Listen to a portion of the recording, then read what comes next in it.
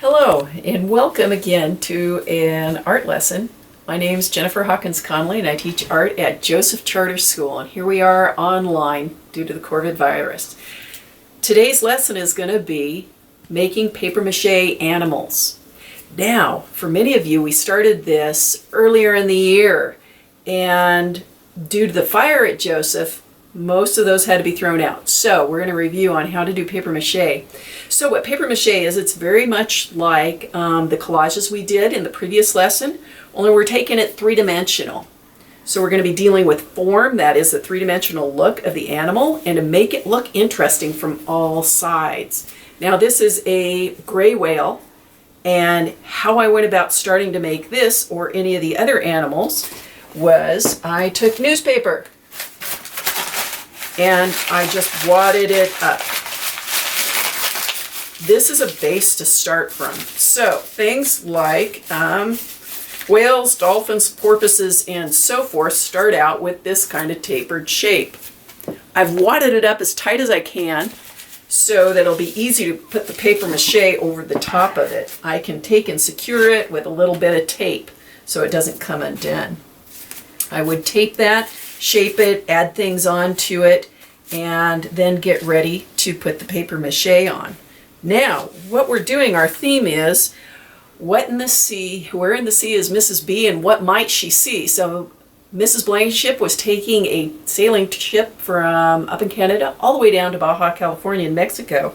So what might she see? The animals, the birds, the other things. So you'll need to think about what you would like to do. There are all kinds of fish and other things. This happens to be a Garibaldi.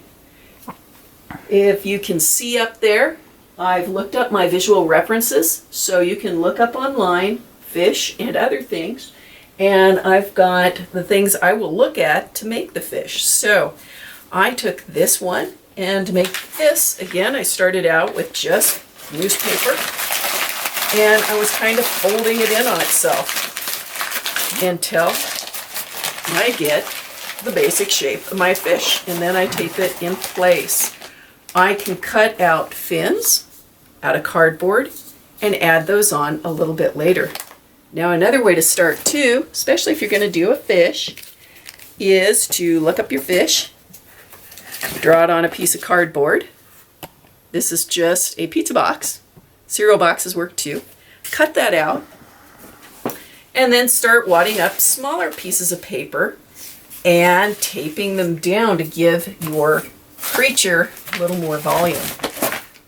So let me show you about that. So all we need to do this project is newspaper and some tape and paste. So I just take those and tape it in place. Then we're just about ready to start putting papier-mâché on. Now what papier-mâché is just newspaper. I have newspaper in small pieces I have torn up.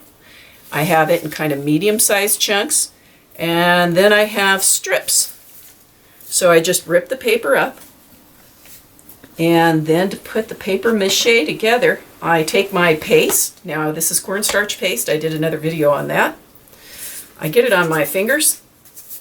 I rub it on both sides really well. You can put it down first onto your creature, but it's not absolutely necessary.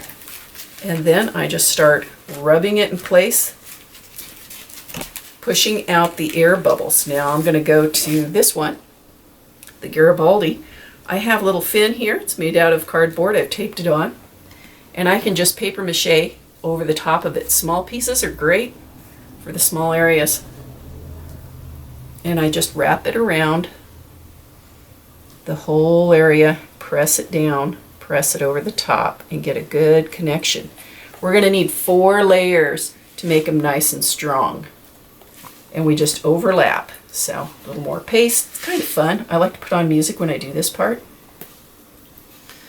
I can get paste on my fingers, grab one, put the paste on it. Oh, there I've got several. And then just start overlapping and work my way around. Oh, I've got 2. There we go.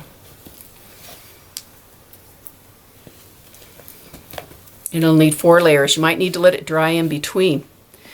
Now, another way to go 3D is to, if you're going to do something like a jellyfish, is to use a bowl. It's just a bowl from the kitchen. It's in plastic so that it will come off the bowl again.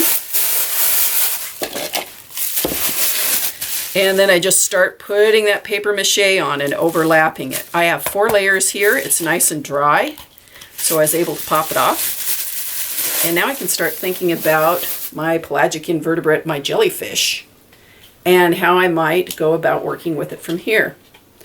I could take and paint it if you have paint.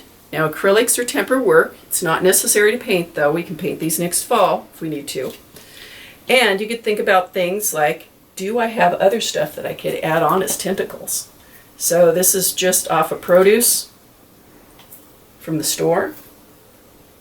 Or perhaps you have yarn or other things that could be put on here for tentacles. And those could be taped on or paper mache, hot glued. There's a number of different ways of adding those. You could even staple them on. And then to hang our things, this is going to be hard to see, I have a paper clip attached to some fishing line. So I've poked a hole in the top, just use a pencil to do that. And then I can attach, if I can get a hold of this, my fishing line and put it through. Easier said than done. Here we go. So you can imagine this going to completion with different things. Again, paint is optional. And you want to make sure it looks good all the way around, the form of it. For younger grade school students, something like a flat fish would be great. For older students, you can get more complicated. Just think about how you would put your forms together and tape them together. Cover it with paper mache.